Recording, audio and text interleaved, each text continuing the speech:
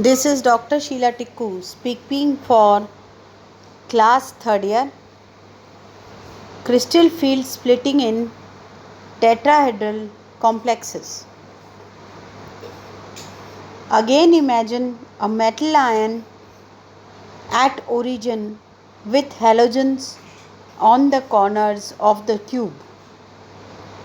The four ligands may be represented as the figure below. In an isolated ion, the energy of all the 5d orbitals will be equal. Then when the ligand approaches in the tetrahedral complex, the ligand approaches in between the axes, and due to this the orbital dxy, dyz and dxz enjoy repulsion, and due to repulsion the energy of these orbitals get increased and the energy of the two Eg orbitals comes down. These thus dx square dash y square and dz square orbitals will be far from the ligand. The lobes at dxy orbital are directed towards the ligand.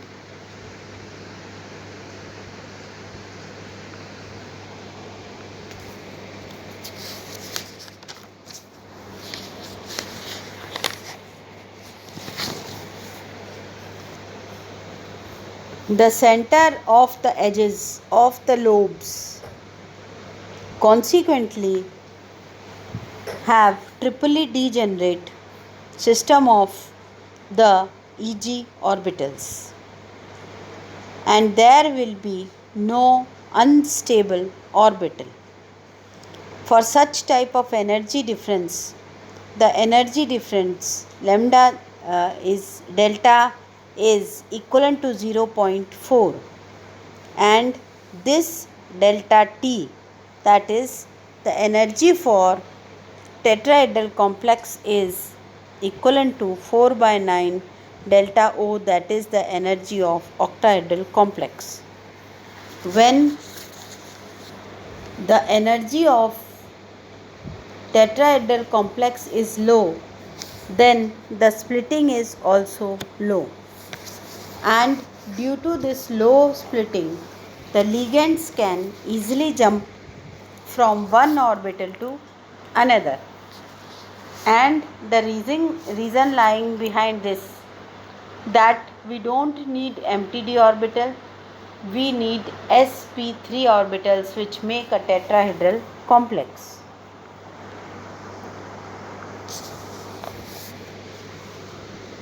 Now we are going to discuss about crystal field stabilization energy in tetrahedral complexes. For D1 system,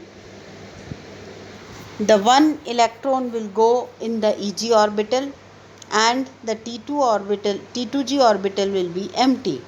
So 0.6 into 1, that is again 0.6, because we have one unpaired electron. This is multiplied by 0.6. In the D2 system, we will multiply 2 into 0.6. In the D3 system, 2 electrons unpaired will go in the Eg system, and the third electron which is unpaired will go into the T2G system. So we will have 2 into 0.6 minus 0.4, because the number of electrons in the T2G system will be multiplied by 0.4. Thus, when we come to the D5 system, in which all the electrons are unpaired and they are on one platform, thus the energy comes out to be 0 and the compound will be stable.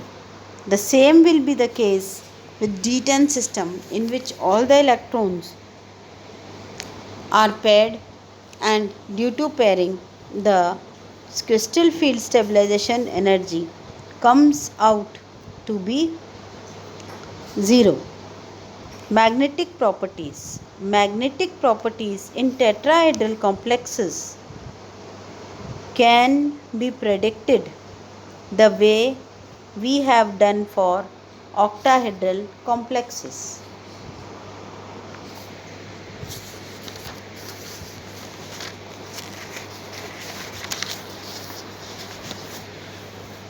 That means the magnetic properties are concerned with the color of the complexes. D1 to D2 configuration, we have unpaired electrons and we have weak field and strong field complexes. In the configuration of D4, D5 and D6, D4, D5 and D6, we have two types of complexes. Some may be weak field and some may be strong field. The weak field complexes are not colored, and the strong field complexes are colored due to pairing and unpairing of electrons.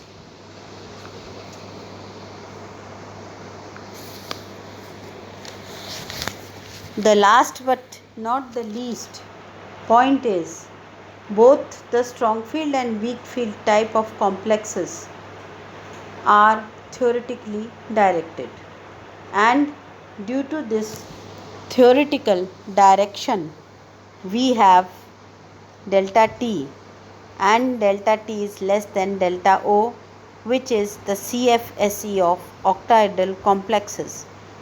As the configuration increases and there is pairing of electrons in the complexes, due to the pairing of electrons, the color of the complexes decreases time by time, and this time is noted very well.